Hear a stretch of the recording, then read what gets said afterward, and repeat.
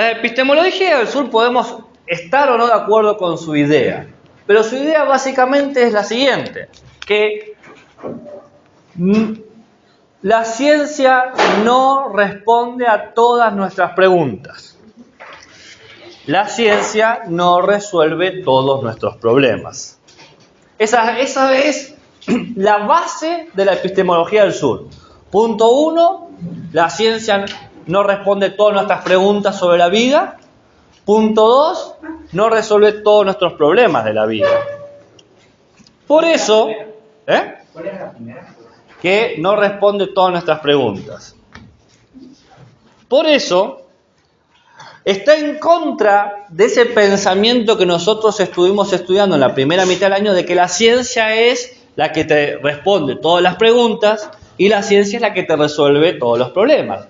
No está en contra del conocimiento científico, está en contra de esa manera de hacer ciencia que dice que la ciencia es la respuesta y solución para todo. Porque no responde todas las preguntas ni resuelve todos los problemas. Entonces, ¿qué va a proponer? Va a decir, además de tener la ciencia, con todo lo maravilloso que tiene la ciencia, deberíamos incorporar 3 cosas. La ecología de saberes, la traducción intercultural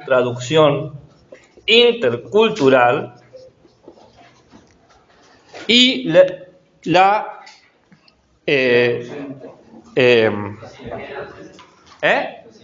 y sociología de la docencia. Gracias.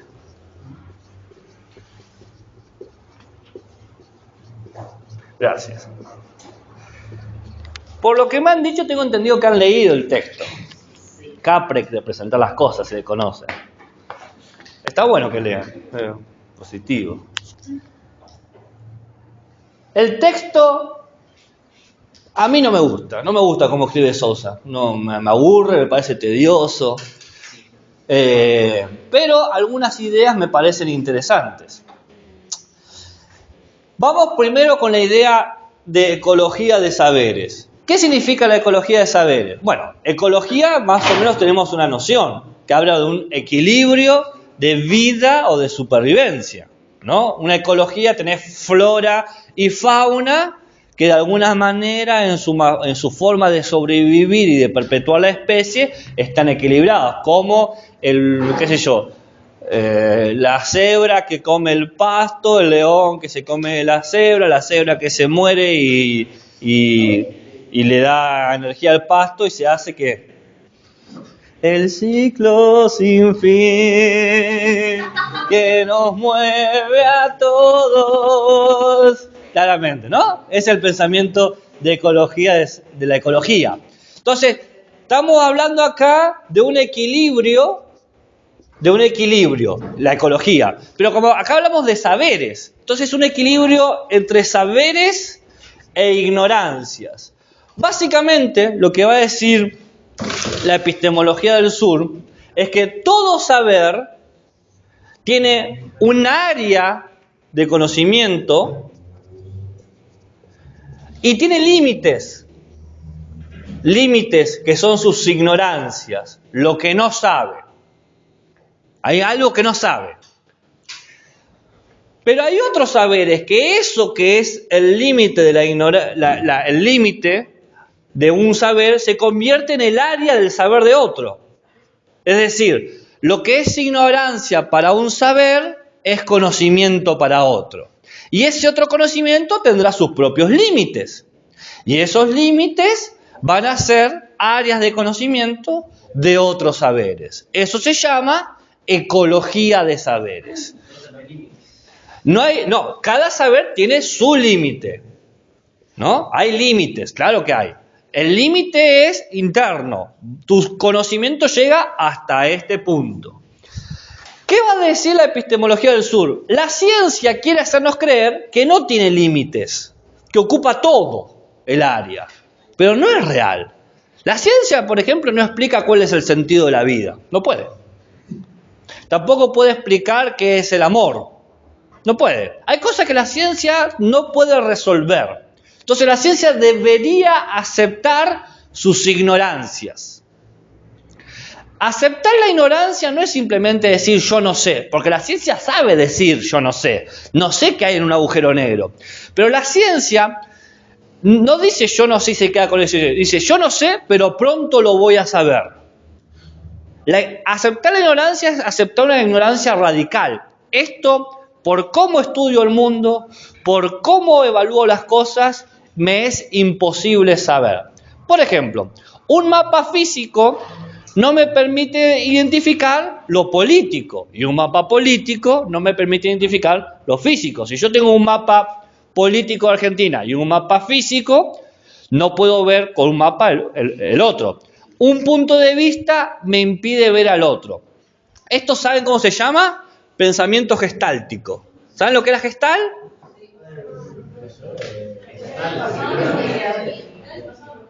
Nosotros lo vimos como una escuela de psicología. Exactamente, es una escuela de psicología. No me salió el cubo, pero lo hago de vuelta. Ahí está. ¿Conocen el cubo de Neck? ¿Psicología? Sí, este es el cubo de Neck. Es un cubo tridimensional. ¿Lo ven? ¿Al cubo tridimensional? Según cómo lo vean, este fondo se puede ver en el fondo o en adelante. Dependiendo cómo posicionen la mirada, van a ver que el fondo está en el fondo o está al frente. Es un efecto visual. Ahora, no pueden ver las dos cosas al mismo tiempo. O lo ven en el fondo o lo ven al frente. No puedes ver al mismo tiempo fondo y frente. Así funciona el saber. O se ve así, o tenés que cambiar tu punto de vista para poder verlo de otra manera. Lo que es ignorancia es un punto de vista, y desde otro punto de vista es un saber. Y eso es ecología de saberes. ¿Se entiende lo que estoy diciendo? ¿Se entiende? ¿Allá? ¿Allá en el fondo? Bien. ¿Se acerca a lo que han escrito? ¿Se acerca?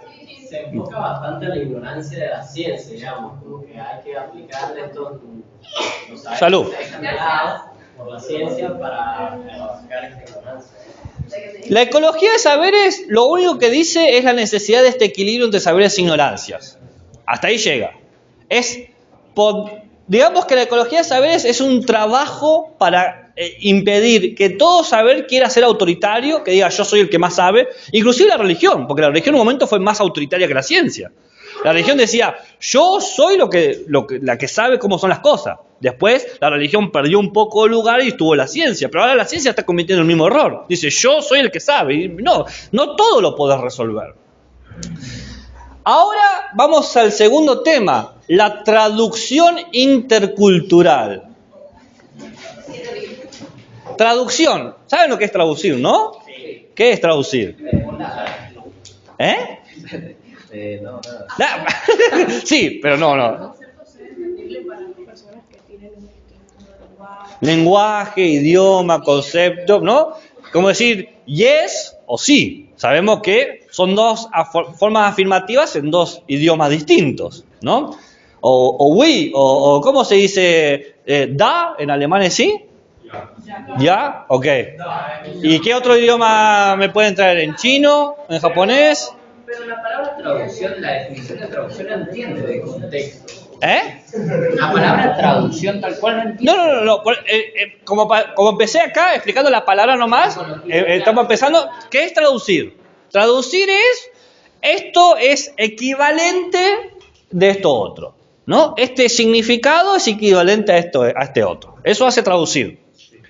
Bueno, ahora, ¿por qué la palabra intercultural? Porque acá hay una cuestión que creo que fue lo último que llegué a decir, que me prestaba atención antes de perderlos. Que fue que les había dicho, la ciencia surge de una cultura, de un momento histórico, de un lugar. Eso sí se acuerda, ¿no? Sí, yo me doy cuenta cuando están o no están. Hay momentos que dice adiós, ¿no? y se van así, y si te he visto, no me acuerdo. Se llama agotamiento mental, le pasa a cualquiera. Están horas y horas acá, cansados y quemados, o evaluados, o exigidos, o insultados, o frustrados y tarde o temprano hacen disuasión del contexto cuando alguien amable se presenta. Porque si yo los asusto, se van a prestar atención. Como empezó esta clase, me prestan atención porque están asustados. Pero ahora que soy amable se van relajando. Es clásica disuasión psicológica. La gente es muy tonta. En vez de prestarle atención a la gente amorosa y amable, le presta atención a la gente que es cruel y malvada. Pero el amor también es un método de supervivencia. Pero no lo prestamos atención como tal. Ese es el error. La empatía y la amabilidad es una gran herramienta de supervivencia. Pero no estamos hablando de psicología básica. Estamos hablando de un concepto. Como la ciencia nace de una cultura, la europea, todos los saberes nacen de una cultura. Todos los saberes nacen de una cultura porque el saber requiere expresarse en un idioma, en una cosmovisión. No es casual que el saber de la ciencia se hable en idiomas europeos principalmente, que nosotros tengamos que aprender otros idiomas. No que yo había preguntado, ¿por qué no se puede escribir en quechua la ciencia? Porque la ciencia nació de un contexto donde se hablaba un conjunto de idiomas, inglés, italiano, francés y alemán. Entonces, ¿Español no? Español no. Pero España no fue una potencia. Sí, pero para el 1500. Cuando la ciencia tiene posición y se convierte en la institucionalización, yo hablé de Newton, que es por el 1800, los centros de poder ya estaban en otro lado. Entonces, claramente, querés jugar el juego de la ciencia, vas a tener que hacer una traducción cultural. Tenés que aprender la cultura científica. No hay nada de malo en eso, dice la epistemología del sur. Pero el tema es que si la ciencia quiere aprender a resolver problemas que no puede resolver, la ciencia va a tener que hacer lo mismo con nosotros. Va a tener que hacer una traducción cultural y aprender nuestro dialecto. Y les doy un ejemplo, uno de mis ejemplos favoritos de esta perspectiva, que existe un pueblo del centro de África, no me acuerdo bien el nombre, ya después lo voy a buscar bien si quieren, creo que son los bonobó, así es el nombre del pueblo, que tenían un sistema agrícola basado en la luna y en sus dioses. Sembraban cuando los dioses decían que había que sembrar y cosechaban cuando los dioses decían que había que cosechar. ¿Se entiende lo que estoy diciendo? Sí. Totalmente místico. Pero, bueno, había un código de símbolos de dioses y señales que ellos interpretaban. Hay religiones de África que creen que hay un dios físico, que lo identifican. Sí, hay muchas religiones, sí, en África, en Asia, en Latinoamérica. Sí. Bueno, ¿qué pasa? ¿Qué le pasó a este pueblo? Este pueblo tenía éxito, por lo menos solucionaba su problema. Todos los años tenía las cosechas que necesitaba. Perfecto. Pero vinieron los ingleses, colonizaron y dijeron, pobres estas personas retrasadas en progreso, les voy a traer el sistema de riego que tenemos nosotros los ingleses. Esto pasó, en realidad, estoy hablando con Isaac, pero esto pasó cerca de 1970, no fue hace mucho tiempo. Entonces, los obligan a utilizar tractores, maquinarias que tenían ellos, ciertos cálculos, estudios del suelo, para saber cuándo plantar y cuándo cosechar. El resultado, 5 años de hambruna. 5 años de hambruna, es terrible. Una mano. Sí, una mano de hambre. ¿Qué tuvieron que hacer los gobernadores ingleses de ese pueblo? ¿Qué? Tuvieron que dar lugar a las mismas prácticas que habían sacado para que ese suelo pudiese volver a ser fértil. A ver, no es que el conocimiento agrícola, y esto está documentado, no he inventado, hay una serie de documentaciones que mostraron cómo ese tipo de técnicas que fueron tan agresivas con el suelo, los llevaron a desgastarse demasiado rápido, mientras que la otra técnica que tenían ellos era mucho más amable con los tiempos de nutrición del suelo y funcionaba a la perfección. También puede tener una explicación científica. obvio, la ciencia, todos podemos explicar las cosas desde nuestras creencias. No puedo, por ejemplo, vos podés decir, yo puedo explicar, digamos que yo soy un médico acérrimo y vos una creyente acérrima, ¿no? Vos crees en Dios. Entonces vos podés decir, se muere alguien y decís, fue su momento de partir. Y yo como médico te digo, no, el cáncer lo mató. Son dos explicaciones. Yo puedo explicar de la medicina porque se murió. Y vos, místicamente o religiosamente, puedes decir, no, Dios lo ha llamado para que... Y yo siempre puedo explicar al mundo desde mi lugar. Pero tengo que entender que también hay cosas que yo desconozco. Claramente la ciencia puede decir, no, el problema fue lo que acabo de decir, un uso violento del suelo. Entonces, lo que va a decir la epistemología del sur dice, usá cualquier explicación que vos quieras, pero date cuenta que toda explicación tiene sus ignorancias y sus conocimientos. Entonces, necesitamos aprender de los otros saberes, porque ellos pueden solucionar los problemas que nosotros no podemos solucionar. Si mi manera de ver al mundo, mis conocimientos generan estos problemas, no puedo resolver estos problemas desde mi conocimiento. Necesito que venga otro conocimiento donde mis problemas no existen. Los soluciono. Es simplemente aprender a hablar en otros términos.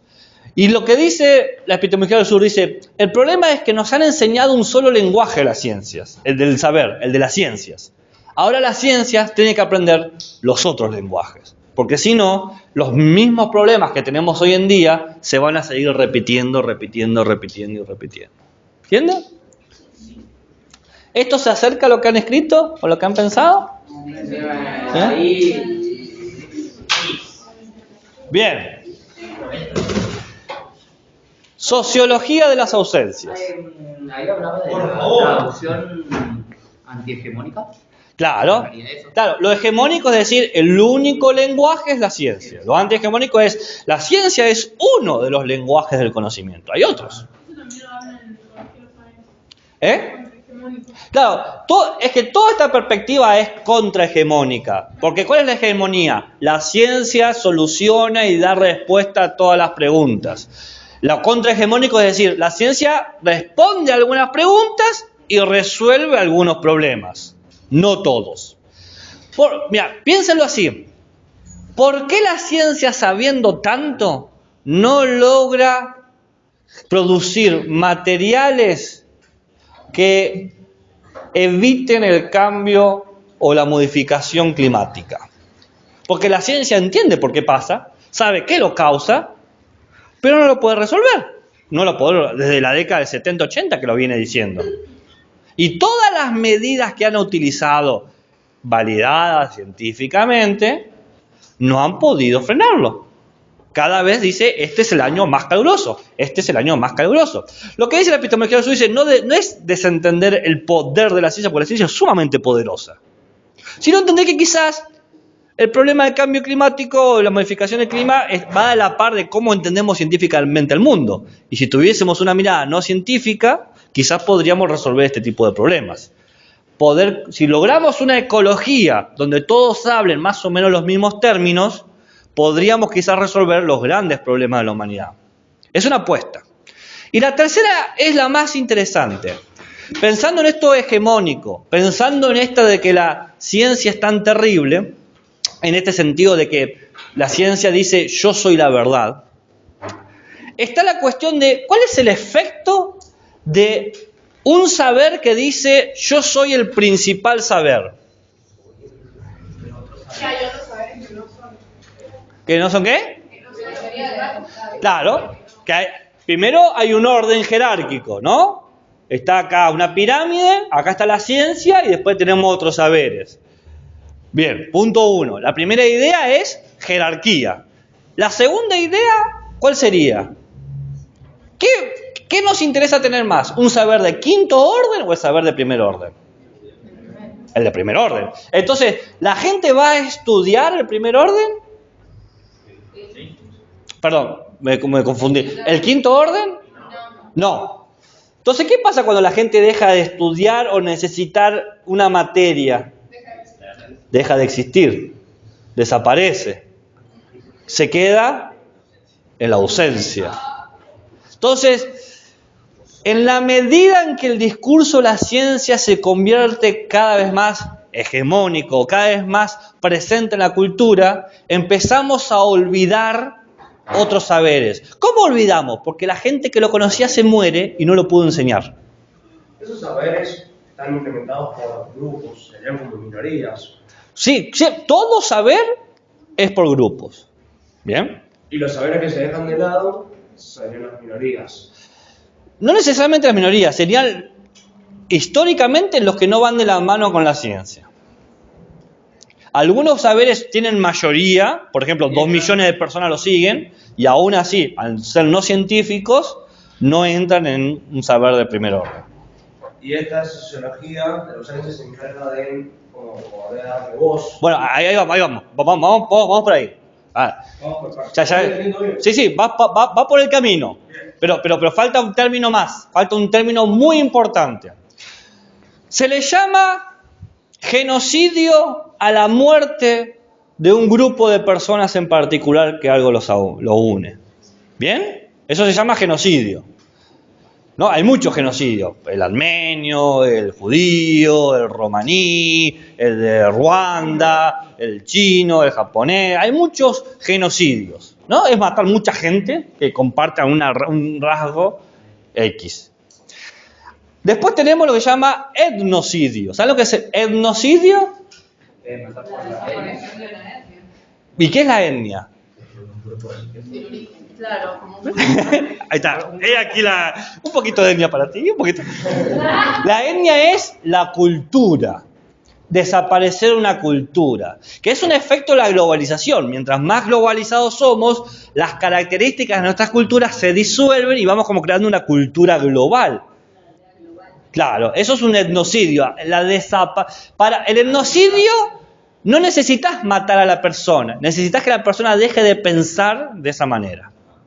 Eso se relacionaría un poco también con lo de traducción intercultural. Sí, en realidad está todo conectado. Sí, pero yo, o sea, se me hace bastante porque, por ejemplo, recuerdo que en otra clase usted nos decía que por qué la ciencia se escribe, por ejemplo, en inglés, Claro. y la mayoría respondía porque es el idioma universal, Claro. entonces está... Claro, eso puede ser un acto etnocida. No, en realidad todos nosotros ya hemos pasado por un proceso de masacre de nuestras culturas. ¿Bien? Entonces tenemos genocidio, matar personas. Etnocidio, matar la cultura. Y ahora aparece un tercer término, epistemicidio. Epistemicidio, que es matar los conocimientos. Muy fácil. Muy fácil. Pero va de la mano con matar la etnia. Bueno, está hermanado, pero piensen lo siguiente. La idea es esta. Para sobrevivir, los grupos de personas crean una cultura donde establecen signos e instrumentos. Hacen flechas, hacen vasijas, o hacen superconductores cuánticos, o hacen computadoras. Lo que sea necesario para sobrevivir, los grupos de personas lo hacen. Ahora, todo eso es construir un saber. Saber es igual a episteme. Todo eso es construir un saber, un conocimiento. Cada cultura construye su conocimiento cultural. Por ejemplo, la cultura que sabe hacer dulce de leche y la cultura que no sabe hacer dulce de leche. La cultura que sabe hacer automóviles y la cultura que no sabe. Son saberes, son epistemes. ¿Bien? ¿Estamos hasta ahí? ¿Sí? Ahora está el tema. ¿Qué pasa si yo a tu saber te lo robo y digo que ahora es mi saber? Por ejemplo. Plagio sería, claramente. Por ejemplo. ¿Hemos hablado en algún momento de clase? Sí, la teoría de la evolución, Darwin se la copió un poquito. No, con Darwin los dos llegaron a la misma conclusión. Él se apuró para tener la autoría. Conocen el Amazonas, ¿no? Es una selva enorme y tiene como característica muchas plantas endémicas que son de ese lugar nomás, que no están en otra parte del mundo. Y hay muchos pueblos originarios ahí, que actualmente siguen existiendo, diezmados, pocos, pero siguen, que conocían toda la flora de la selva amazónica y conocían los recursos de esas plantas. Tal planta sirve, por ejemplo, para el dolor de cabeza, o para los dolores menstruales, o para abortar, El ejemplo. ¿A dónde va? Vino la farmacéutica, hizo los médicos y se lo apropió. Los pueblos originarios le enseñaron a personas europeas cómo usar esas plantas, ¿y qué hicieron? Extractivismo cognitivo. Dijeron, este conocimiento ahora es nuestro y producimos una pastilla. La ganancia. Esa cuestión de olvidar quién construyó ese conocimiento y autodeterminarlo es un producto de epistemicidio. Es eso que va de la mano que decías vos. La ciencia lo puede explicar. Claro, la ciencia muchas veces no produjo conocimientos, sino que tomó conocimientos de otros y dijo, ahora son mis conocimientos. La historia de la herbología, el estudio de las hierbas, es la historia de la brujería, de mujeres haciendo hechizos. Pero tarde o temprano eso se transformó en un ámbito de la ciencia. Pero, profe, ¿qué implica decir este conocimiento es mío? Ah, muy bien. Implica, punto 1, el lugar donde se produce. 2, el grupo de personas que lo crean. 3, el contexto. 4, el problema que resuelven. No hay nada de malo que otro grupo, en otro lugar, en otro contexto, compartan un problema y digan, mira, vos has logrado resolver esto muy bien, me gustaría hacer lo mismo. No hay nada de malo, porque es parte de la ecología de saberes. Tus conocimientos son mi ignorancia, pero la ciencia tradicional no hace ese equilibrio. Ve un conocimiento que no posee y dice, ahora es mi conocimiento. ¿Pero qué quiere decir es mi conocimiento? Quiere decir que vamos a expresar tu manera de resolver problemas en mis términos, en mi idioma, y tu manera la vamos a considerar como protociencia o pseudociencia. Pseudociencia sería como que falta desarrollo. Claro, como era un conocimiento que estaba empezando y gracias a nosotros y nuestro método científico, ahora es progreso. Ahora es vendible. Entonces vos decís, bueno, el pueblo originario va a ganar plata de la farmacia. No. ¿Quién tiene la patente? ¿La farmacia o el pueblo originario? La farmacia. Porque ellos tenían protociencia, la farmacia tiene ciencia. Un ejemplo puede ser, por ejemplo, cuando los europeos vinieron a América, trajeron la malaria. Sí. Y se empezó a diezmar la población de Claro, los indígenas. un genocidio, podemos pensarlo así. Sí. Y No intencional, ese por lo menos. los quechuas descubrieron que utilizando la corteza de no me acuerdo, Sí, de qué una- tipo de árbol de Centroamérica se podía curar la malaria y los jesuitas empezaron a usar esa técnica Está, para curar la está, malaria. muy bien, ahí. Si los jesuitas terminan diciendo, nosotros somos los que determinamos esto como saber, nosotros lo divulgamos, nosotros lo hacemos conocimiento, es un epistemicidio. El epistemicidio termina concluyendo en eso, en producir el olvido. Ya no se sabe quién hizo originalmente conocimiento, sino que se sabe quién lo distribuye. ¿Y quién lo distribuye actualmente? La ciencia. Entonces, ¿qué hace la sociología de la ausencia? Primero, lo que ya pasó por el epistemicidio no se puede recuperar. La gente que murió, la cultura que desapareció o el conocimiento olvidado ya no se puede recordar. Lo que va a tratar de hacer es evitar que ciertos saberes que están en riesgo de ser olvidados Oh my God. ¿Por algún miedo? sí, por protección de ustedes y mía. ¿Fuera tipo merendita? Sí, a fin de año hacemos una fiesta acá. Sí. Es verdad, yo vi su internet, ¿se acuerdan? Sí, es verdad. No, que estamos viviendo derecho junto con el pan de filosofía. Y yo me metí una vez sin clase, Sí, a una fiesta vamos a hacer. Pero no se repite el mismo truco, hay que hacer otra cosa. Bueno, ahí terminaría la idea básica de epistemología del sur. Ahora quiero agregar un dato más. Es que sociología de la ciencia es el trabajo de recuperar aquellos saberes que están por desaparecer. Los que desaparecieron no los podemos recuperar, ya se murieron, ya desaparecieron, ya aniquilaron, ya han sido exterminados de la faz de la tierra. Pero hay un trabajo sociológico de buscar aquellos saberes que todavía perviven. Porque esa es la pregunta. Si la ciencia realmente es tan poderosa como nos hace creer, los otros saberes deberían desaparecer automáticamente. Porque si realmente soluciona todo, no debería existir competencia. Pero la competencia existe. ¿Por qué lo ve como competencia? Porque la ciencia lo ve como competencia.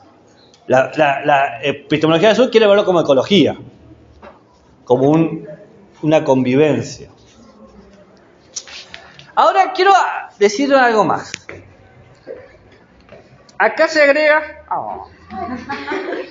agrega el pensamiento de una epistemóloga llamada Okrulik.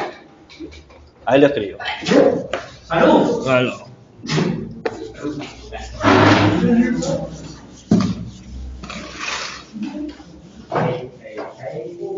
Bueno, usted dijo que la ciencia no podía explicar qué es el amor, pero los palmeras sí. Sí, los palmeras sí.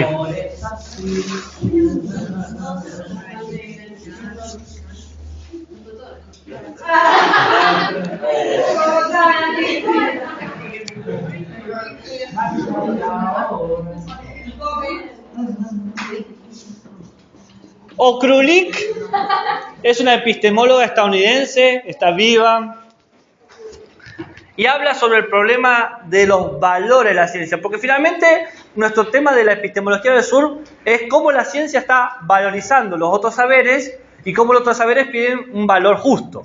Es como un debate de necesitamos ser reconocidos por lo que nos merecen. Pero ¿cómo hacemos eso de valorizarlo? Entonces aparece Okrulik con un tema sobre los valores. Y esto empieza con una pregunta sobre el racismo en la ciencia. Pero ¿esto está relacionado con la ecología del sur? No, esta es otra perspectiva. Pero están conectadas por esta problemática de valorizar. Ciencia y valores. Qué duro. Hay tres formas de racismo. ¿Usted estudia el racismo en algún lugar? Porque yo quizás le voy a explicar algo. En antropología lo estamos. A ver, ¿y qué me pueden decir del racismo? ¿A quién le tocaba eso? Es por tema. A nosotros migraciones. No, está bien. No, olvídense. Hay tres formas de racismo. La estructural, la institucional y la interpersonal. La estructural, ¿qué hace? E interpersonal. La estructural, ¿qué hace? Tiene como una idea de la organización de la sociedad. Mayormente esa idea tiene una clave conocida: blanco superior, negro inferior. ¿No? Esa es la estructura clásica. Esta estructura se la llama ideología. ¿Bien? Que busca darle un motivo al racismo institucional y darle un fundamento al racismo interpersonal. Ideología. La ideología es muy vaga, muy mística, muy mágica. Dice simplemente, por algún motivo que no sabemos, el blanco superior y el negro inferior. Esa es la lectura que hace el racismo estructural. ¿Por qué? ¿Por qué la gente es cruel? Es el tipo de pregunta que me estás haciendo. ¿Por qué la gente hace daño a otros? Porque el efecto de hacer esa distinción lo único que hace es establecer justificaciones para esclavismo, para abusos, para impedir que la gente ejercite sus derechos cívicos, sus derechos físicos, sus derechos políticos, sus derechos culturales. Es simplemente un ejercicio de dominación. Terrible, pero lo es. ¿Por qué? Porque la gente quiere dominar, la gente es cruel. La gente es cruel. La gente por la crueldad hace muchas cosas. Institucional. El racismo institucional es cuando el Estado instrumentaliza al racismo. ¿Qué es? El Estado-Nación. ¿Qué sería instrumentalizar? Crear leyes racistas. Bueno, todos estamos de una manera atravesados por el discurso de Hollywood del racismo en la época de Estados Unidos. Pero miremos un poquito la casa en la que estamos. Hablando de nosotros, yo quería aportar porque a mí a veces me choquea lo racista que es la Argentina.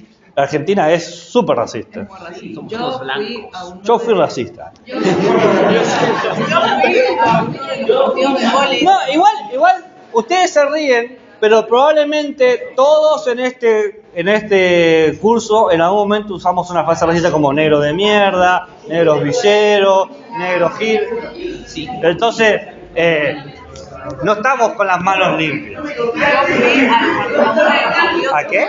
Fui a uno de los partidos del vóley del sub-19. Sí. Y había uno de los jugadores, eran de Bélgica me parece, eran todos rubios menos uno, que era más morocho. La cantidad de cosas que le decían Los del insultos. público, a mí me daba una vergüenza. La gente. Pero usted, hay políticas que no fomentan más ¿Que buscan qué? la inclusividad o que se dejen de pasar cosas relacionadas con racismo. Pero esto no es una discusión de la inclusividad o la inclusividad. Es una manera de que ustedes entiendan cómo funciona el racismo. No, otra cosa. Ah, ¿qué? ¿Cuál es? Tipo, las leyes que buscan estar en contra del racismo, usted no cumple su función o lo fomentan más. De vuelta, no es una discusión de la eficacia de los instrumentos legales. Es una discusión sobre cuáles son las características del racismo. Porque para poder responder esa pregunta hay que desandar mucho a historia de ética y ciudadanía. Y esto es epistemología. Entonces no puedo desandar eso. No, pero hay respuestas sobre eso. Respuestas a nivel argentino, latinoamericano, americano, occidental y mundial. O sea, tendría que darte como 5 niveles de respuesta para que puedas entender la conclusión a la que hay que llegar. Entonces, no es una respuesta sencilla a un problema contemporáneo, ¿no? Entonces, para no darte una respuesta transversada o que te dé lugar a una mala interpretación, lo que puedo hacer es simplemente llamarlo al silencio. Pero si quieres, si realmente te interesa, tengo texto que podés leer. No, te soy honesto, porque si la respuesta elaborada tenemos que tener unas 4 o 6 horas discutiendo sobre eso. No es tan sencillo. Y el racismo nunca ha sido sencillo. Institucional. De vuelta, el racismo institucional es el Estado que crea leyes que instrumentalizan el racismo. La historia argentina está plagada de eso. Empecemos con el esclavismo de la colonia. Durante la colonia, cuando Argentina era una colonia de España, cuando éramos el virreinato, se traficaban afrodescendientes de África a mansalva para que trabajaran en los campos. Pero en el siglo XX-XXI se empezó a dar todo un nuevo circuito de gente, por ejemplo, de Costa de Marfil, de Senegal. ¿Haití? ¿En Argentina? Sí. Ok, te creo. No conocía, pero no voy a discutir eso. Que suponía una mano de obra de trabajo gratuita y fácil de precarizar. ¿Mentira? No. No entendí lo que dijiste. Segundo, después en Argentina, para que se den cuenta lo racista que es el Estado argentino, en 1845 declaró que no había negros. Dijo, esto es una frase de en ese momento ministro de Cultura que decía, la raza negra está extinta. ¿Quién era? No me acuerdo el nombre. Después tengo el documento para que lo veas si quieres. Obvio que sí. Pero ¿en qué sentido? ¿Cuánto escucharon esta frase? En Argentina no hay negros. Se escucha sabido. No hay negros. O sea, toda persona afrodescendiente no... El discurso es el siguiente. Toda persona afrodescendiente no es de Argentina, vino de otro lado. Ese es el discurso que tiene Argentina. Pero vos vas por la calle y eso es pura mentira. Pero no importa. El discurso dice no hay afrodescendientes. Y los más fanáticos dicen que los afroargentinos desaparecieron por la fiebre amarilla de la década de 1840. O sea, hubo una epidemia de fiebre amarilla que es real, está registrada, que afectó exclusivamente, como que la fiebre amarilla dijo, no, a vos sí, a vos no. Es verdad que afectó a 2 millones de afrodescendientes. El tema es que, ¿por qué lo afectó? Porque estaban los barrios más carenciados, los barrios más precarizados y los que no tenían ayuda de hospitales, de ayuda médica. Hubo un asesinato en San Matanza, Estados Unidos, hace una escuela principalmente de afrodescendientes. Y el asesino, que lo agarraron, dijo que quiere lograr hacer un país, por ejemplo, como Argentina. Porque en Argentina no había negros. Es que, pero esa es una de las más grandes mentiras que ha construido el racismo institucional. Hacernos creer como población que no están todos los colores en nuestro estado. Y el último ejemplo de racismo institucional es mi favorito porque es el que está vigente. En el 2004 se sancionó la Ley de Inmigraciones de Giustiniani. Así se llama el que promulgó esa ley de inmigración del 2004.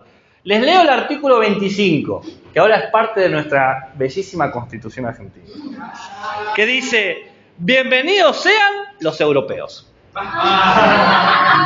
¿En serio? No dice, no vengan los africanos, no vengan los negros, pero queda muy claro el ideal que está estableciendo. Eso es racismo institucional.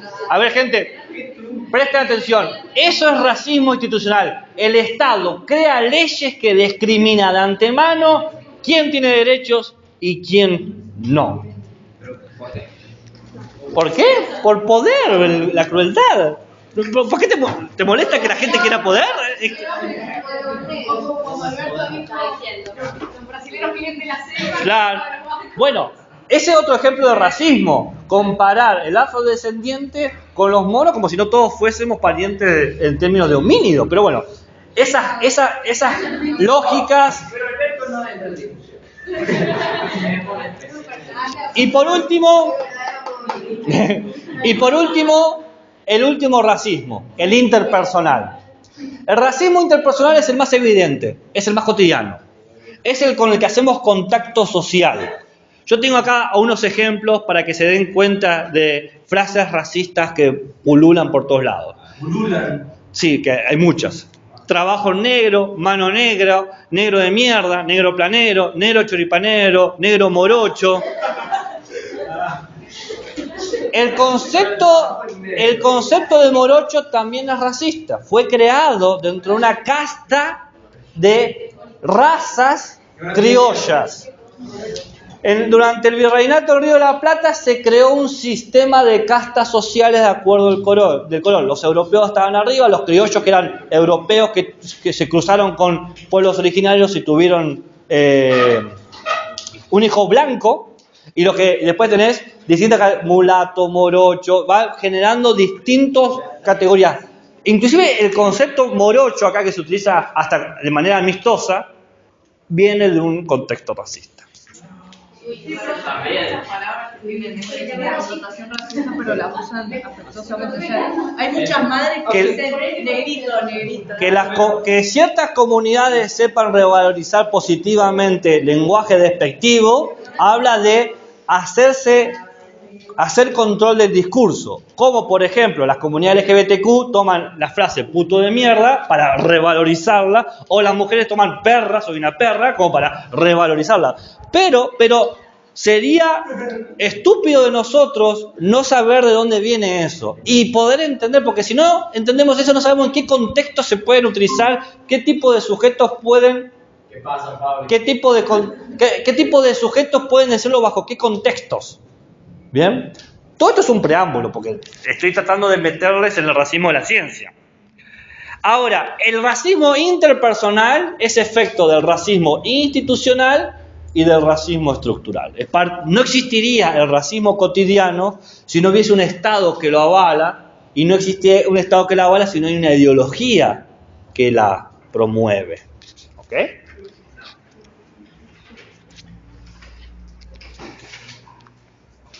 Entonces, el interpersonal, profe, sería el racismo de todo El trato social. Hacia vos, Claro, sí. Claro. ¿Estamos hasta ahí? Porque yo me detuve a explicar estos conceptos porque me imaginé que no los manejaban, entonces como para poder tener una base teórica y para hablar ahora de lo que me interesa. Cualquiera que quiere profundizar en esto, hay documentación. Hay de fácil acceso, como 10 páginas, o de acceso más profundo, como un libro. El que esté interesado, se lo paso.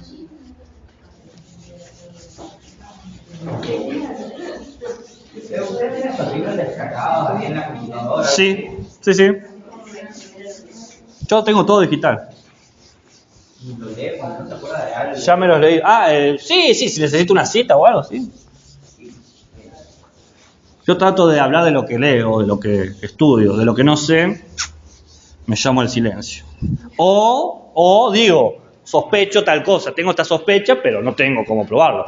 Por ejemplo, si yo hago referencia a un video de TikTok de una información que me parecía interesante, digo, bueno, esto lo vi en este contexto. La persona que lo divulgó dijo que era un historiador, por ejemplo.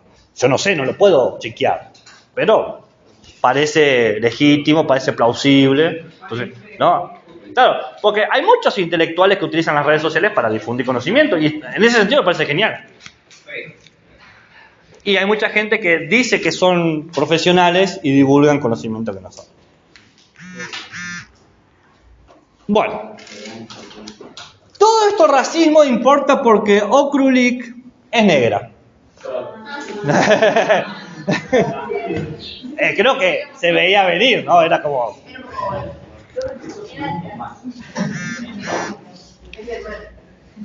¿Qué? ¿Esto es mala? ¿De qué? No se parecen nada encima. No, pero... Encima ella tiene el pelo todo rastoso porque se le va quedando todas las rastas, ¿sí? Y tiene una cara bien redondita. ¿Sí? Bueno. Esta Okrulik sabe, no es inicialmente epistemóloga, inicialmente es física. Y no trabajaba cualquier teoría física, trabajaba la teoría cuántica de la teoría de la relatividad. Y encima era una física prominente, importante en el campo, sabía lo que hacía. ¿Pero qué se dio cuenta? Se dio cuenta de un problema, en realidad de dos. ¿O no? ¿O le he querido mal? No, esa no es. Ahí ya después se las paso. Se dio cuenta de algo, que es que era mujer y era negra, en un contexto donde esas dos características podrían... No.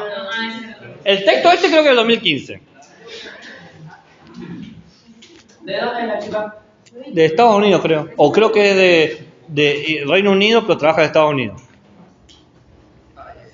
Entonces, ¿qué se dio cuenta?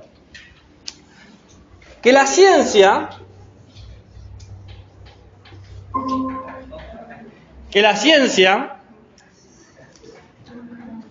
utiliza ciertos conceptos de valor científico para promover... ¿Propios o...? No importa. Dice, tengo este valor para promover el desarrollo científico a la vez que oprime ciertos grupos que quieren hacer ciencia.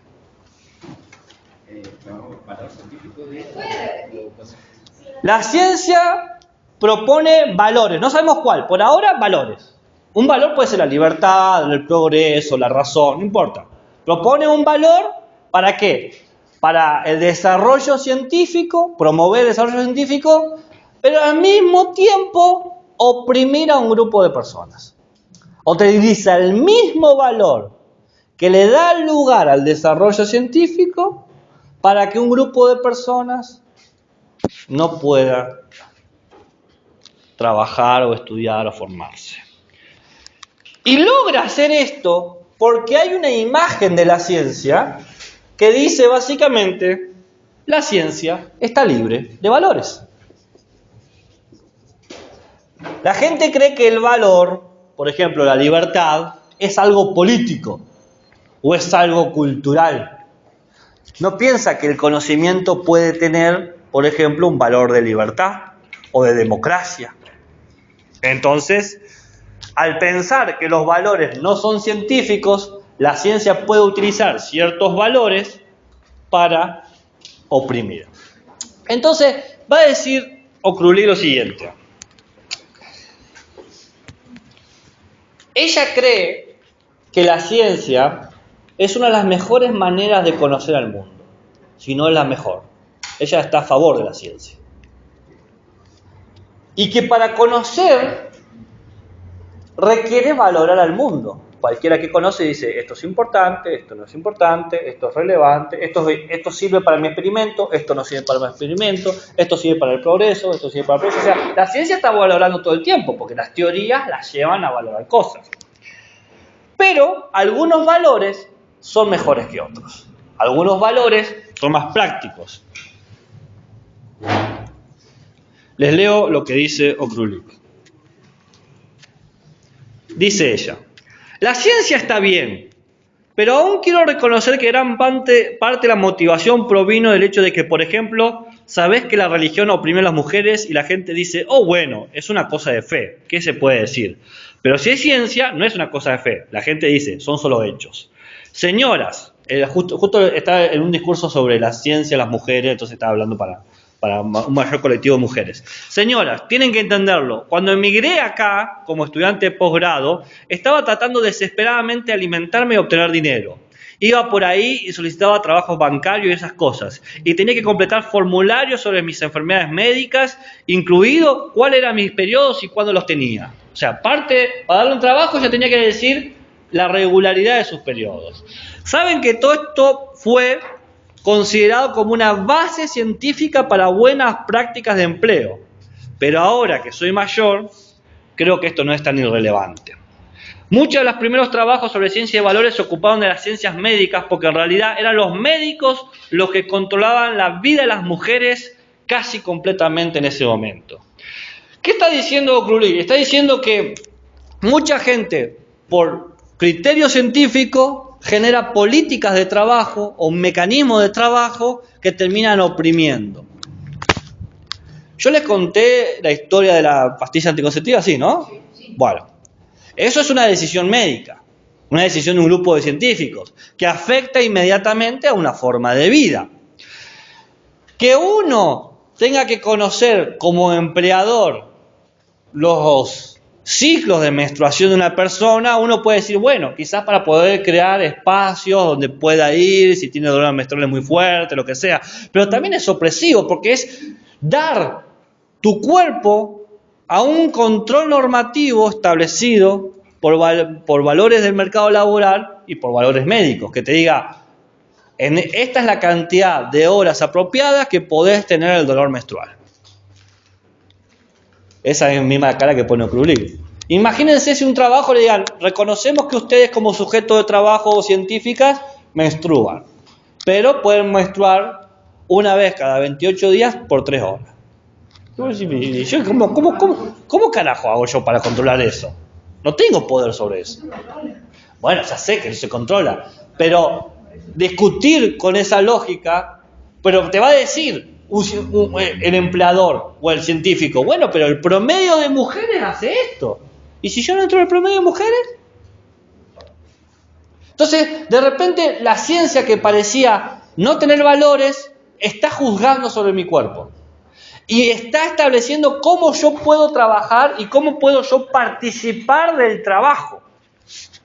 Esto estamos hablando de términos generales, pero ahora vamos más profundo, vamos con la ciencia. La ciencia, dice Okrulik, todo el tiempo está esperando que nosotros, los que hacemos ciencia, trabajemos con ciertos estándares. ¿Cuáles son los estándares de la ciencia? Razón, progreso, acción. Dice Okrulik, si uno se pone a analizar, estos conceptos no vienen solos, vienen en pares. A la razón se la contrapone la pasión o la emoción. Al progreso se le contrapone el estancamiento. Y a la acción se le contrapone lo pasivo. Dice Okrulik, esto dicho así nomás parece ser inocente. Pero cualquiera que se aleje lo suficiente para ver el cuadro en general, va a empezar a decir, momento, la ciencia no es mágica, la ciencia la hacen humanos. No, hay personas que están haciendo ciencia, ¿no? ¿Estamos de acuerdo en eso? Entonces, ¿qué humanos tradicionalmente y culturalmente se caracterizan con estos valores? ¿A qué humanos se los consideran razonables? ¿Y a qué humanos se los consideran emocionales? ¿A qué humanos se los consideran activos? ¿Y a qué humanos se los consideran pasivos? Y uno dice, un momento, porque me pongo a ver y la cultura me dice que yo soy como mujer pasiva, emotiva y estancada. Entonces, de entrada ya me están valorando como un sujeto no capaz de producir ciencia. Pero no soy cualquier mujer, soy una mujer negra. Entonces, también no solamente no entro en el código de la razón, el progreso y la acción, sino que también entro en el código de lo inferior y lo superior. Inclusive si soy una mujer que logra trabajar en los estándares culturales, y abro las comillas más grandes del mundo, de manera racional, motivando el progreso de manera activa, institucionalmente se me está diciendo que mis aportes son inferiores. ¿La ciencia no tiene valores? No, la ciencia ya tiene valores. Lo que tenemos que hacer, dice Okrulik, es sacar los malos valores y producir valores positivos. ¿Entienden el argumento de Okrulik? Más positivos. Porque estos valores discriminan. Hay un grupo de gente que no entra. No me creen. Dudan de mi palabra. Está muy bien, son seres críticos. Pero ¿por qué la mujer tiene que ser pasiva? No tiene un destino. Culturalmente se ha construido esa mujer. ¿Qué se le dice a una mujer que está enojada? Cuando está histérica o está en sus días. Si un hombre está enojado, y algún motivo tendrá. Si un hombre está enojado, tiene motivos, tiene razones. Si una mujer, y algo emocional está pasando. La cultura ha construido un discurso muy fuerte que ha colocado a los individuos en funciones sociales. Repito, la cultura ha construido discursos muy fuertes de carácter metafórico que coloca a sujetos en funciones sociales. Y a la mujer negra o a la mujer y a los afrodescendientes se los ha colocado en un lugar.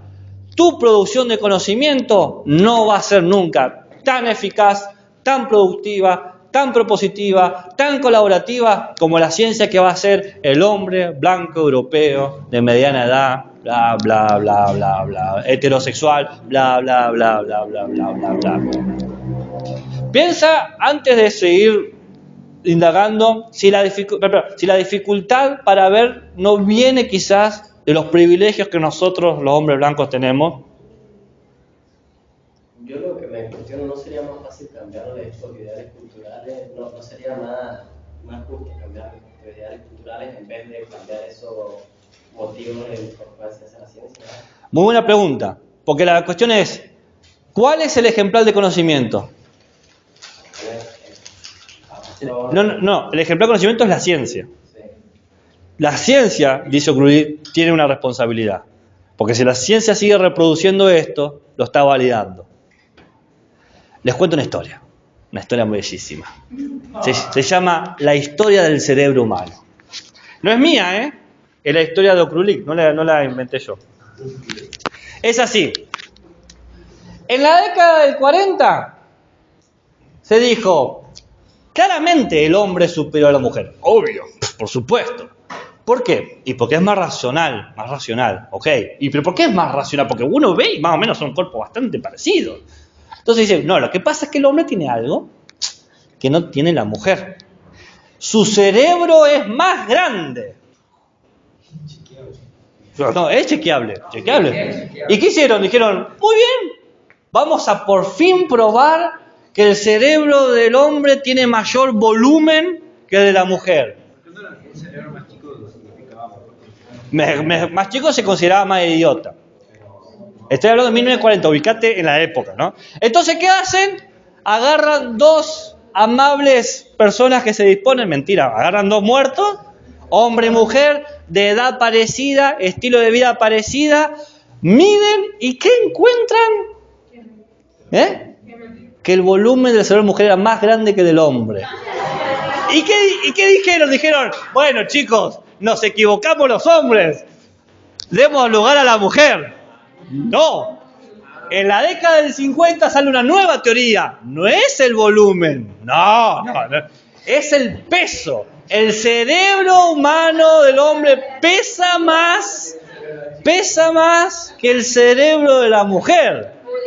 ¿Cómo se soluciona esto? Muy fácil, pesamos el cerebro y se pesan los cerebros. ¿Y qué se dan cuenta? No, pesan igual. Pero ya no sirve para justificar el peso del cerebro. Porque si pesan lo mismo, son igual de inteligentes. Entonces, en la década del 60 dijeron, no, lo que pasa... No, ya nos dimos cuenta. Fíjense lo necio que hay que hacer para seguir rechazando con base científica. Eran científicos que no aceptaban la evidencia.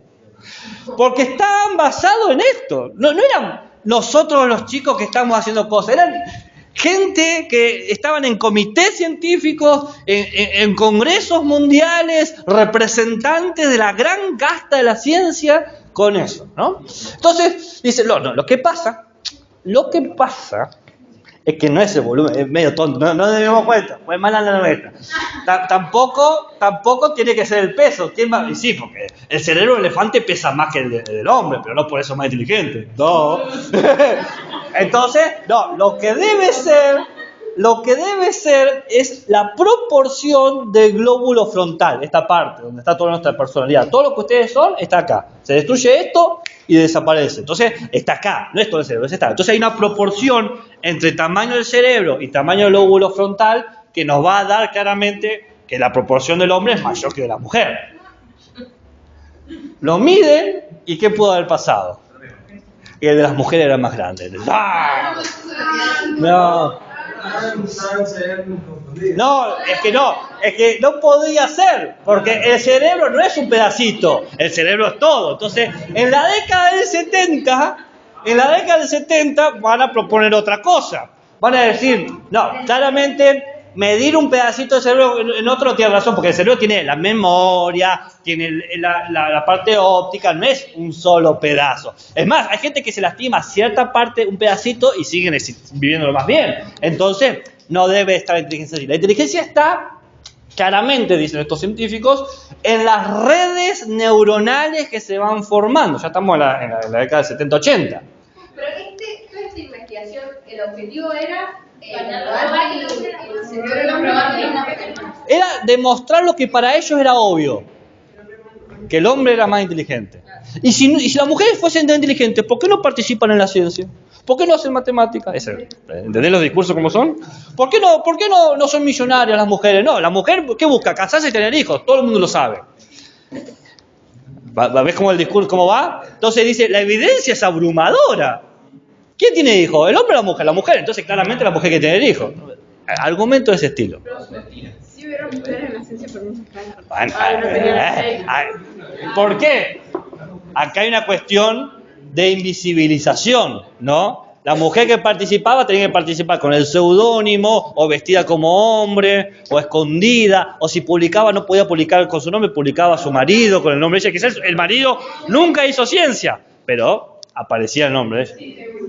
Hay muchísimos ejemplos de eso, muchísimo, una cantidad absurda. Redes neuronales. Jeff Bezos se divorció Sí. para la mujer y le pagó un...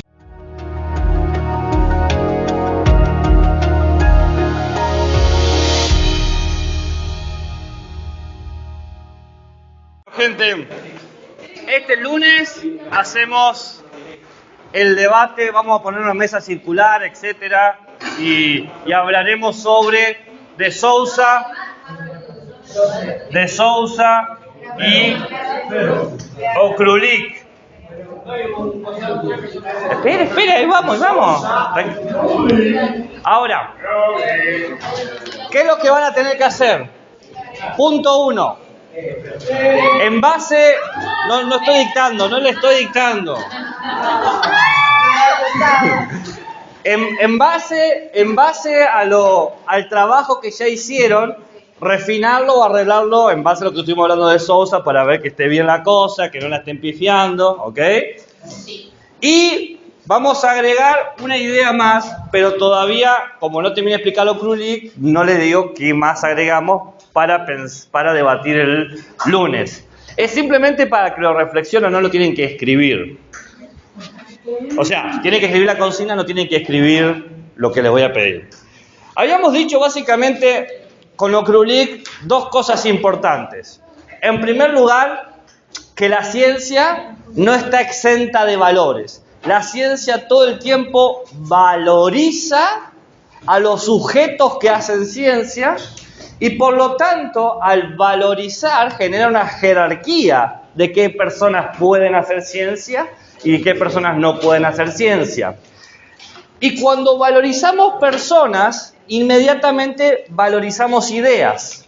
Porque si una persona que no entra como sujeto epistémico válido, es decir, como un sujeto productor de conocimiento aceptado, si esta persona produce una idea novedosa, ¿qué se le va a considerar esa idea? ¿Se la va a considerar científica o no científica? Si yo tengo un sujeto productor de conocimiento, pero lo considero un sujeto inválido, si tiene una idea o un conocimiento, ¿se lo va a considerar como saber científico, sí o no? No. ¿Por qué? ¿Qué va a poder pensar esta mujer que no es tan inteligente como los hombres, como la ciencia lo ha demostrado, ¿no? Y en todo caso que coincide, era lo que hablábamos, que si puede hacer ciencia... Claro, se da un extractivismo. Me gusta. Está perdido el uso de los ruidos, yo lo apoyo. El uso de los ruidos, las onomatopeyas. Aparte ayuda a reconocer. Claro, sí. Me acordé. Y está ahí. O sea, ese se lo llama técnicamente extractivismo cognitivo. Se extrae el conocimiento, se lo explota como un recurso. Tu conocimiento es un recurso, no la persona que lo produce. La persona que lo produce no me importa. Así como yo puedo sacar el petróleo de un territorio donde viven pueblos originarios y no me importa destruir el territorio donde viven los pueblos originarios, sino el petróleo en sí, el extractivismo cognitivo es, no me importa quién produjo el conocimiento, en qué contexto o con qué usos, me importa el conocimiento en sí. Entonces, Okrulik dice que la ciencia tiene valores. Estos valores discriminan a los sujetos.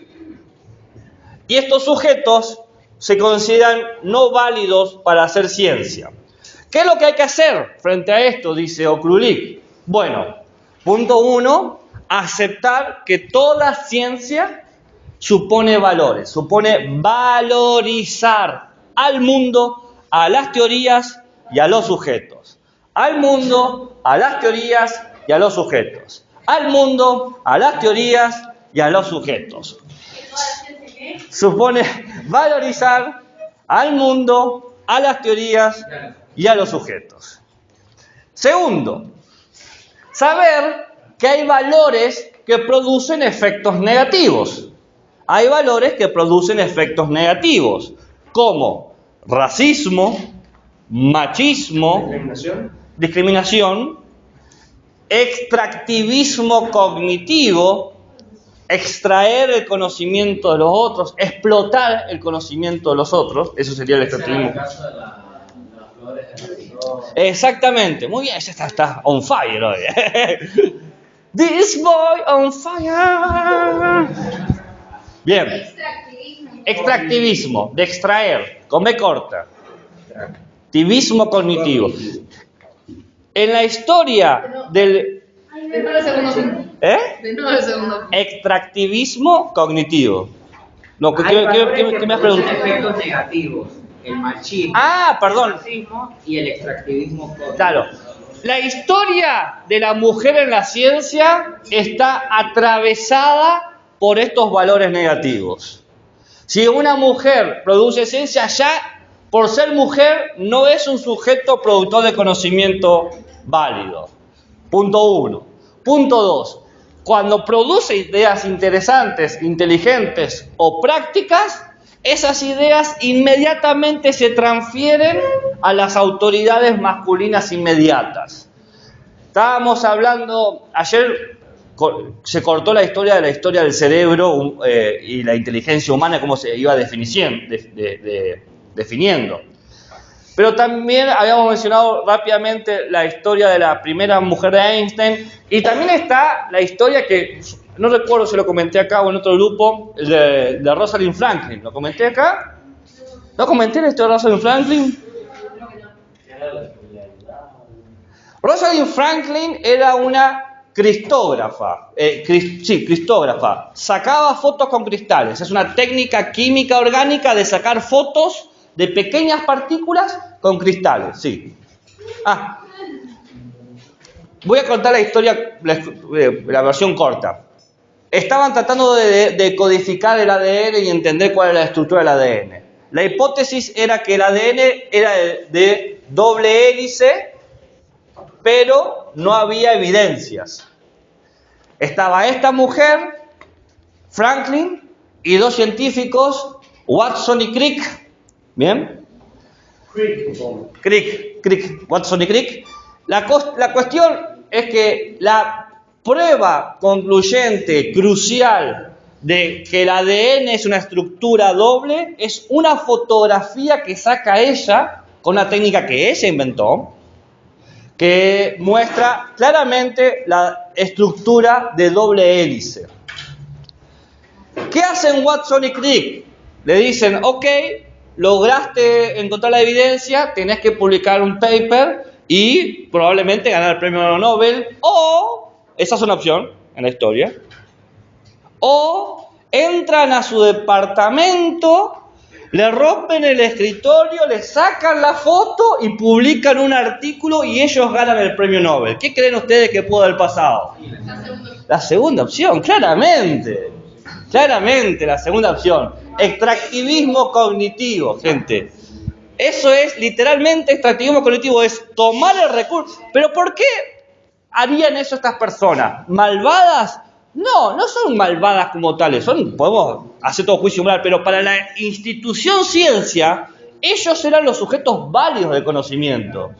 Ellos tenían el derecho de utilizar los recursos necesarios para construir las teorías y los otros no. Entonces dice Okrulik, fíjense lo aguda que es ella. La institución promueve valores y los sujetos dicen, yo actué moralmente correcto porque seguí los valores de la ciencia. Entonces hay que reconocer que hay valores negativos que hay que desechar, porque esos valores promueven prácticas de abuso. ¿Ok? ¿Se entiende? Entonces, tercer punto, si hay valores negativos, hay valores positivos. Hay valores positivos que debemos promover, que debemos fortalecer, que debemos robustecer. Entonces, la cuestión es desechar los valores negativos y producir o garantizar valores positivos. Entonces, para resumir el problema de Okrulik es ¿cómo podemos elegir los mejores valores para la ciencia? ¿Cómo podemos elegir los mejores valores para la ciencia? ¿Cómo podemos elegir los mejores valores para la ciencia? Esto es un problema filosófico.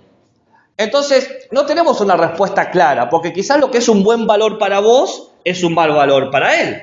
Entonces, ¿cómo hacemos? Dice Okrulik, bueno, yo no sé bien cómo puede ser el método, pero sí sé que hay dos cosas que hay que tener en claro.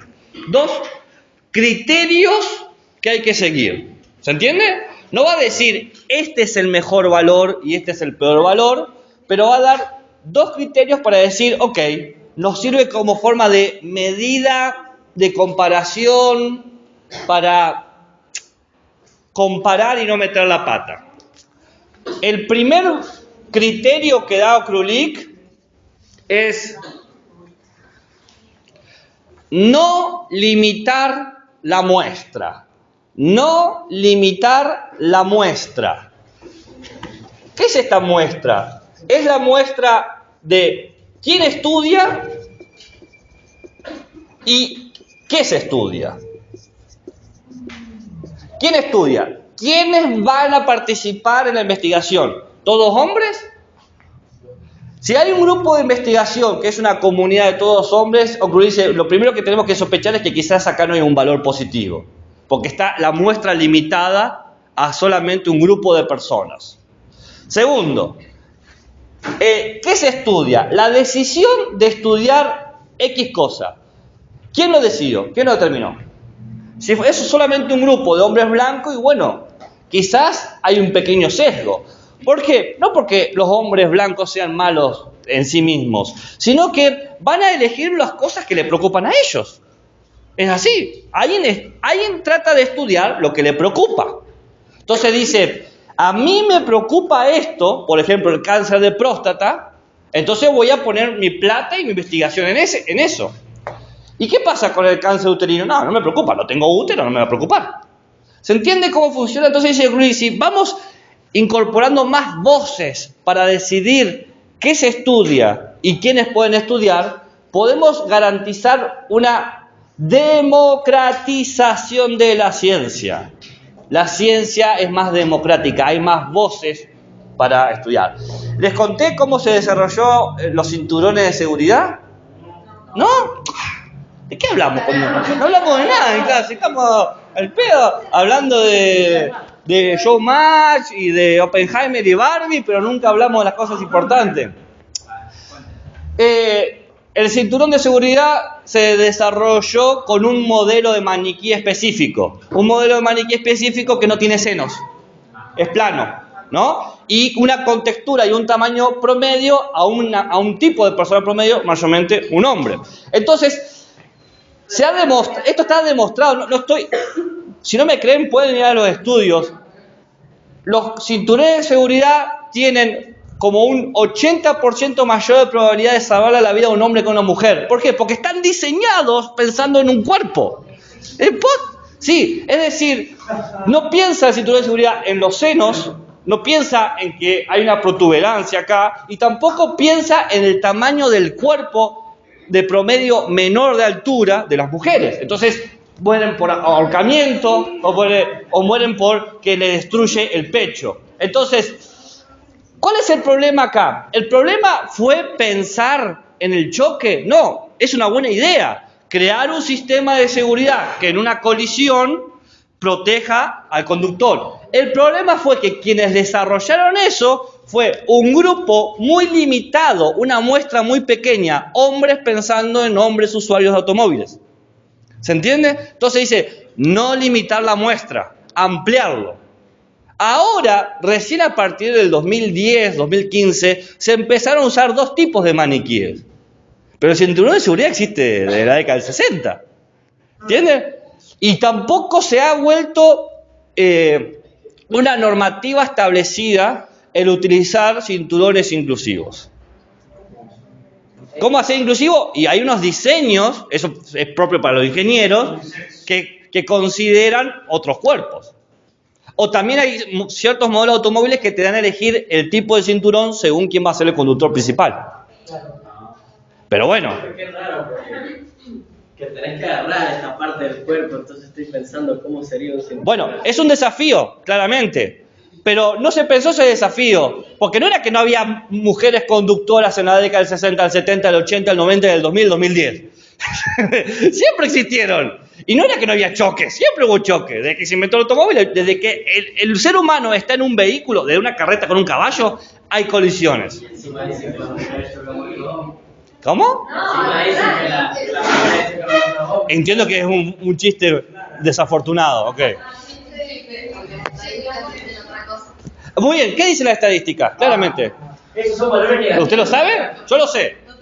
La estadística dice que por la habilidad de reflejo inmediato y la microactividad física, las mujeres tienen mayor habilidad para conducir. Por eso, a la hora de manejar maquinaria pesada, se busca principalmente mujeres conductoras. Por ejemplo, en las mineras, los que trabajan los grandes camiones que llevan las grandes contenedores de piedra y tierra son mujeres. Porque, a ver, pero tener una predisposición a tener mayor habilidad no quiere decir que uno lo haya desarrollado. Ojo al piojo.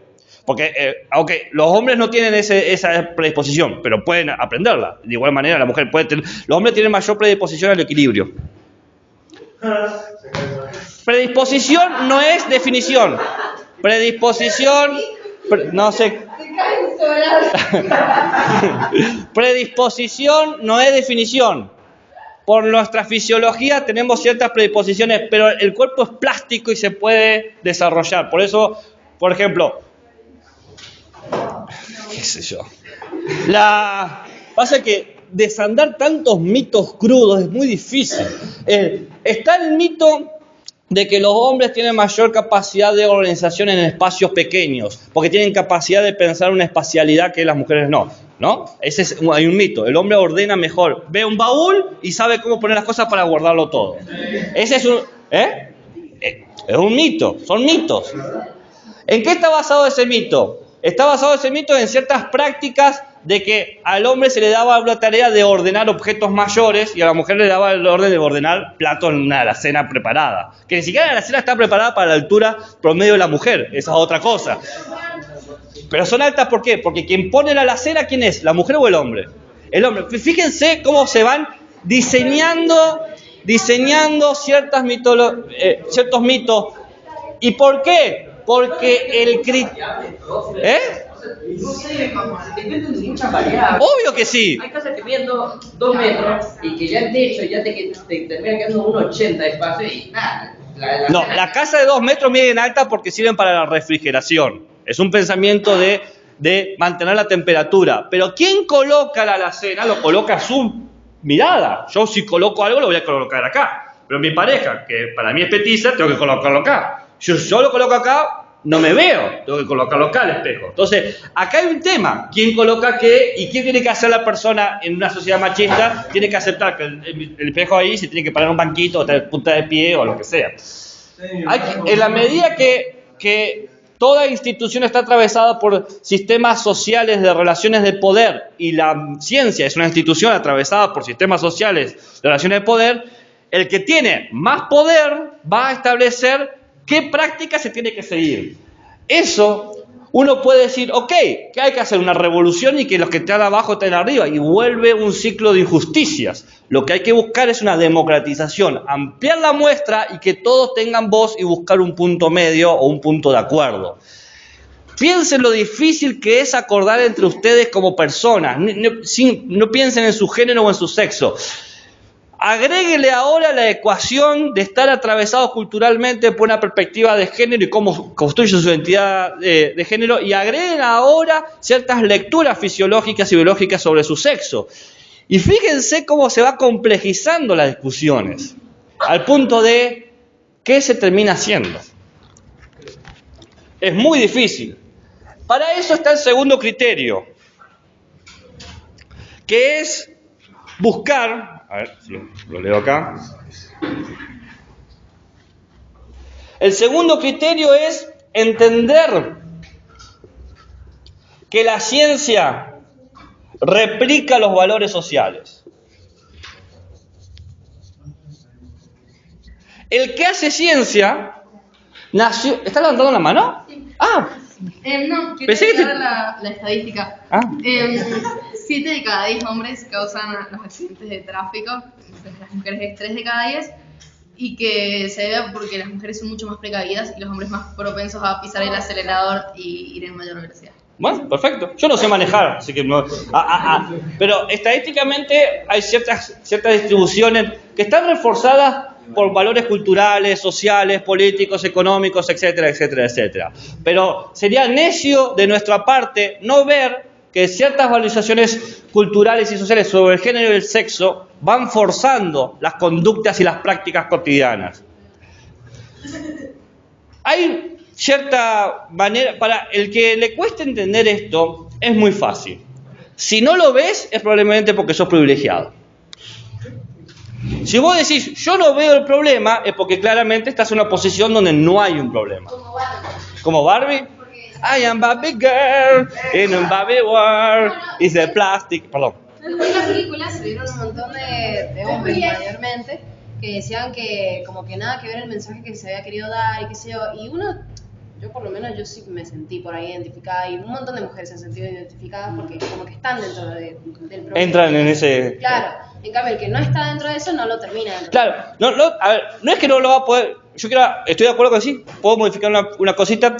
Yo creo que el que tiene el privilegio puede darse cuenta de la situación privilegiada, pero tiene que hacer el trabajo crítico. Claro, porque yo de adolescente, Gabriel Ignacio Paravano, era igual que muchos de estos adolescentes. Había cosas de mis privilegios que yo no veía. Un ejemplo sencillo, a mí no me daba miedo volver 30 cuadras desde un bar hasta mi casa. ¿Qué me iba a pasar? Nada. Voy a estar aburrido caminando. Pero luego entendí que eso es un privilegio que yo tenía, porque la sociedad está construida así. Entonces aprendí, por ejemplo, a mandar mensajes o decir, mira, te acompaño o lo que sea. Porque... ¿Qué? Defensa personal. Vos te reís, pero yo enseño en el Instituto Superior San Martín en el turno tarde. Yo tengo uno de los últimos horarios, es de 8 de las 20 horas a las 22 horas. La mayor de mis estudiantes son mujeres. Hay acá una cuestión cultural de que los profesores de primaria inicial tienen que ser mujeres, entonces culturalmente hay una gran cantidad, el 90% son estudiantes, ¿no? Son mujeres estudiantes. Y muchas de ellas, el primer día de clase, empieza, me dice, podemos terminar primero media hora antes, porque no tengo colectivo después, o llega muy tarde, y segundo me dicen, me muestran, o vienen con gas pimienta, o vienen con cuchillos, porque están cansadas de que las roben, o que las golpeen, o que les hagan algo en el mismo colectivo que debería ser un lugar seguro. Es una realidad acá en San Juan que yo todos los años lo veo. Entonces, si uno no es consciente de sus propios privilegios, no va a pensar en maneras de facilitarle la vida a otro, se vuelve cómplice de la vulnerabilidad del otro. ¿Se entiende lo que estoy diciendo? Sí. Entonces, es importante entender que la sociedad, nosotros estamos replicando esos valores. ¿Bien? Y acá, para que no nos quedemos en algo sociológico político, Okrulik, que es una buena epistemóloga, da ejemplos científicos. Y dice, uno lee, yo no sé si ustedes han tenido la oportunidad de leer la teoría de la evolución de Darwin, ¿no? Es un libro maravilloso. No importa que entiendan sobre biología, leerlo. Darwin sabía escribir muy bien, no era ningún gil escribiendo, hacía buenas metáforas, era súper persuasivo, muy hábil para escribir. Era una persona que se dio cuenta que si no escribía bien, las perspectivas teológicas de la época lo iban a comer vivo. Entonces tenía que ser bien claro con lo que hacía. Buenas metáforas, buenas analogías, buenos sinónimos, etc. Y en una de esas escribe algo que tuvo tanto impacto que pasó inconsciente y subterráneamente por la comunidad científica más o menos hasta el 2005, 2007, que es lo que dice más o menos acá. Dice que Darwin asumió implícitamente que en la lucha de la evolución de los homínidos, con los gorilas, los bonobos y nosotros los homo sapiens, los machos actuaban y las hembras son pasivas. Lo que impulsó que la evolución se dé por la lucha entre machos y generando una jerarquía. Es decir, Darwin justificaba un orden social en base a un elemento biológico. Los machos salían a cazar y las hembras recolectaban, ¿no? Esa idea que tenía Darwin, que replicó una idea de la sociedad porque no tenía ninguna evidencia biológica para afirmar eso, fue algo que él dijo, y para mí es así, no fue algo que no tuvo impacto, tuvo un impacto masivo, porque ahora la gente que creía en un escalafón social tenía datos científicos que lo avalaban. Estamos hablando del libro de la teoría de la evolución, no estamos hablando de un librito que no leyó nadie, estamos hablando de un bestseller científico que al día de hoy se sigue publicando y republicando y republicando. Y al día de hoy sigue estando la misma frase, los machos son activos, las mujeres son pasivas. Al día de hoy se sigue citando, se sigue estudiando, se sigue tomando como objeto de análisis para fundamentar las teorías contemporáneas. Entonces, un libro tan fuente como ese, que establezca esa estructura en base a una mitología que repite la sociedad, pero que tiene impacto científico, no tiene que pasar desapercibido. No tiene que pasar desapercibido, porque la gente si no va a replicar. Evidentemente, los hombres actúan y las mujeres son pasivas. ¿Recuerdan el esquema que yo había hecho? Esa imagen de actividad y pasividad.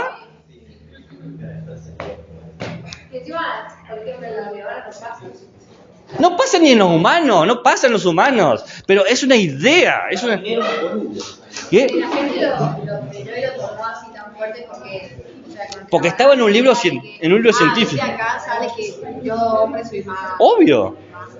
Más activo. Bien. ¿Se entendió? Ok. ¿Y eso que no hablé de bacon? ¿Hablé de bacon? Cuando hablé de bacon. Yo estudié bacon.